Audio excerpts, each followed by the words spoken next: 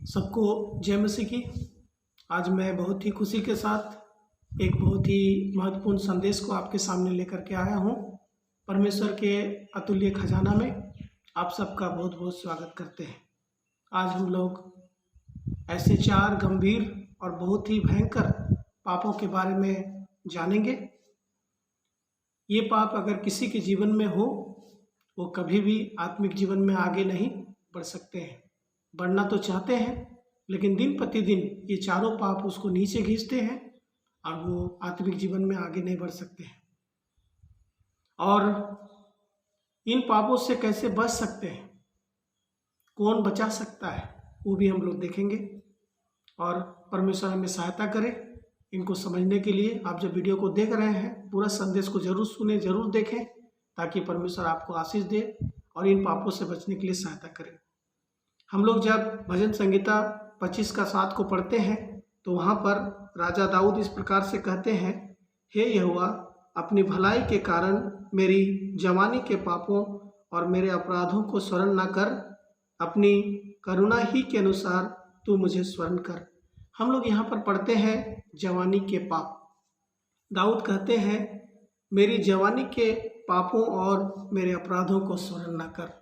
जवानी के पाप आज हम लोग देखते हैं मसीह जीवन में, चाहे वो लड़का हो चाहे लड़की हो, जैसे जैसे वह बड़े होने लगते हैं, जब वो जवान होने लगते हैं, और हम जानते हैं जवानी का जो समय है वो 14 से लेकर के 40 साल तक है।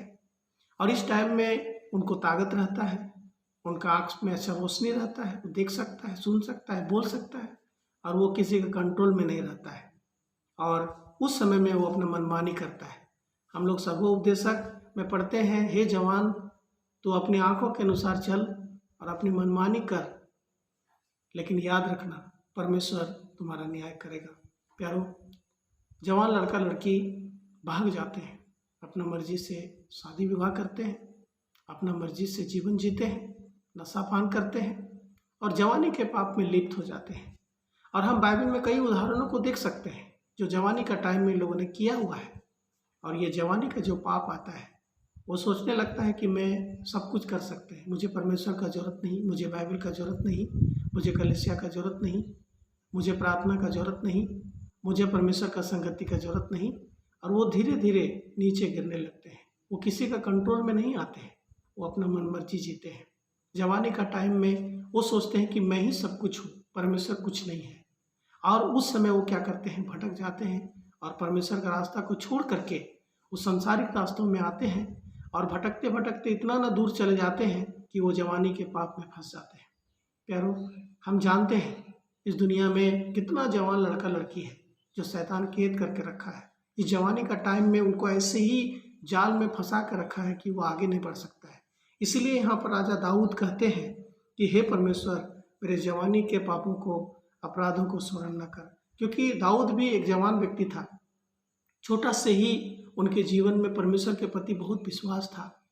जब वो छोटा ही था उसने भालू को मारा, जब वो छोटा ही था उसने शेर को मारा, जब वो छोटा ही था उसने गोलियात को मारा।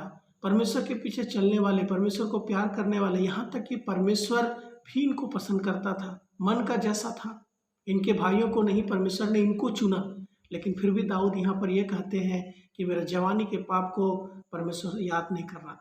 प्यारो, हमारा जवानी के पाप को अगर परमेश्वर याद करेंगे तो हम जिंदगी में परमेश्वर के लिए कुछ नहीं कर सकते हैं। इसलिए आइए, जैसे दाऊद परमेश्वर से दया का भीख मांगते हैं, रिक्वेस्ट करते हैं, अनुग्रह मांगते हैं कि उसे स्मरण ना कर, उसको भूल जा परमेश्वर। आइए हम भी उसे कहें। नहीं तो हमारा जवानी के पाप अगर परमेश्वर गिनने लगे तो हम परमेश्वर के पास टिक नहीं सकते हैं, परमेश्वर को मुंह नहीं दिखा सकते हैं। प्यारो, इस जवानी का टाइम में हम परमेश्वर के लिए कुछ करें। आइए, दूसरा जो पाप है वो भजन संहिता 19:12 में हम लोग पढ़ते हैं, अपनी भूल चूक को कौन समझ सकता है, मेरे गुप्त पापों से तू मुझे पवित्र कर। हम लोग दूसरा जो पाप देखते हैं जो दाऊद राजा यहाँ पे कह रहे हैं, मेरे गुप्त पापों से तू मुझे पवित्र कर। दूसरा जो पाप है वो गुप्त पाप है। कई बार ये जो पाप है, आप अगर पत्नी हैं तो पति नहीं जानता है वो पाप, आप अगर पति हैं तो पत्नी नहीं जानता है वो पाप। आप अगर बच्चे हैं तो माँ बाप नहीं जानता है वो पाप, या माँ बाप बच्चे नहीं जानते वो पाप, आपके कलीसिया के लोग नहीं जानते, कोई नहीं जानते हैं। वो गुप्त पाप आप चुपके चुपके अपने से ही कर रहे हैं, किसी को नहीं पता है। वो अपने अपने आप चुपचाप से कर रहे हैं, चुपचाप रह रहे हैं। अब कोई कमरा में हो सकता है, कहीं घूम के हो सकता है, कुछ सोच के हो सकता है, कुछ बोल के हो सकता है, आपके मन में चल रहा है और आप गुप्त हैं। आप सोच रहे कोई नहीं देख रहा है, लेकिन प्यारो वो आपके जीवन को खोखला कर रहा है, वो आपके जीवन को बढ़ा नहीं रहा है। वो पाप आपको दिन प्रतिदिन नीचे नीचे लिए जा रहा है। इसीलिए यहाँ पर दाऊद कहता है, मेरे गुप्त पापों से तू मुझे पवित्र कर।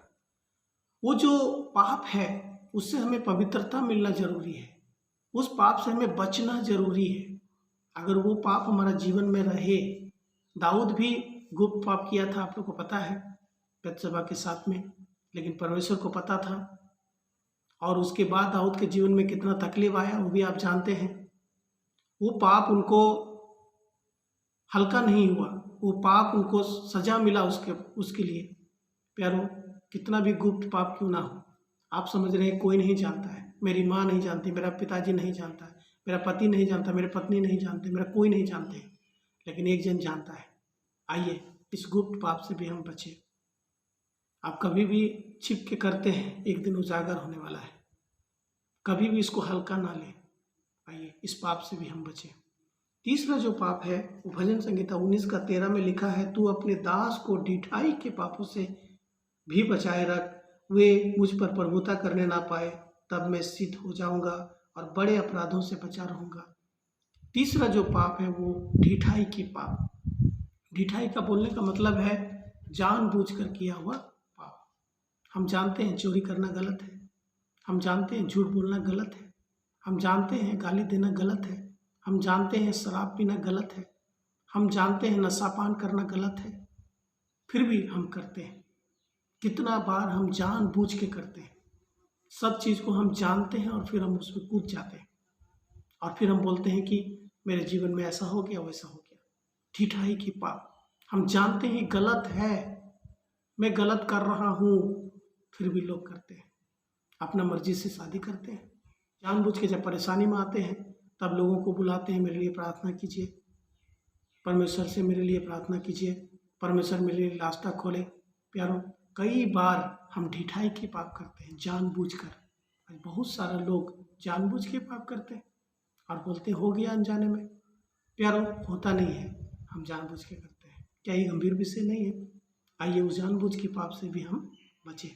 चौथा जो पाप है वो इब्रानी का पत्री उसका 12 अध्याय का 1 पद में लिखा है कि इस कारण जबकि गवाहों का ऐसा बड़ा बादल हमको घेरे हुए है, तो आओ हर एक रोकने वाली वस्तु और उलझाने वाले पाप को दूर करके वह दौड़ जिसमें हमें दौड़ना है धीरज से दौड़े। यहाँ पर लिखा है रोकने वाली वस्तु और उलझाने वाले पाप को। कुछ पाप ऐसा होता है जो रोकता है हमको, कुछ पाप ऐसा होता है जो हमको उलझा के रखता है। हम तो बाइबल पढ़ना चाहते हैं, हम तो कलीसिया जाना चाहते हैं, हम तो दान देना चाहते हैं, हम तो परमेश्वर के लिए प्रचार करना चाहते हैं, हम तो परमेश्वर के लिए जीना चाहते हैं, हम परमेश्वर के लिए अच्छा गवाह बनना चाहते हैं, लेकिन फिर भी वो उलझाने वाला और रोकने वाला जो पाप है वो हमें उलझा के रखता है। कितना एतवार पार हो जाता है, कितना दिन पार हो जाता है, हम बाइबल से दूर, प्रार्थना से दूर, संगति से दूर, वचन नहीं पढ़ते हैं, काम है। प्यारो, उसको समझना है हमको, क्योंकि बहुत सारा ऐसे रोकने वाले वस्तु आपके पास में आएगा। जब आप बाइबल पढ़ेंगे, जब आप परमेश्वर के लिए आगे बढ़ेंगे, बहुत सारा रोकने वाले आएंगे, बहुत सारा उलझाने वाले आएंगे, आपको उलझा कर रख देंगे, आपको समझ में भी नहीं आएगा कि किस प्रकार से ऐसा हो गया है। आइए इन 4 पापों के बारे में हम गंभीरता से सोचें और जानें। आज हम लोग 4 बहुत ही महत्वपूर्ण पापों के बारे में देखे हैं। एक तो जवानी का पाप, और ये जवानी का टाइम में बहुत सारा ऐसा चीज़ हो जाता है और हम लोग सोचते हैं हो जाता है। आइए उस पाप से हम बचें। दूसरा है गुप्त पाप, कोई नहीं जानता है लेकिन परमेश्वर जानता है, एक दिन न्याय करेगा। आइए उसको डरे और परमेश्वर से प्रार्थना करें, आपको परमेश्वर आपको उस पाप से बचाए। और तीसरा है ढिठाई का पाप, जानबूझकर किया हुआ पाप। परमेश्वर सहायता करे, जो भी चीज़ आप जानते हैं कोशिश कीजिए कि ना करें, परमेश्वर को खुश करें और अच्छा करें। और चौथा है उलझाने वाला, रोकने वाले पाप। आइए, अगर ऐसा कुछ बात रोक रहा है तो परमेश्वर से प्रार्थना कीजिए और उस बात को आप क्या कीजिए, पार करके परमेश्वर के लिए आगे कुछ कीजिए। परमेश्वर आपको सहायता करे, मदद करे। इस वचन को आपने सुना और परमेश्वर का नाम का महिमा हो।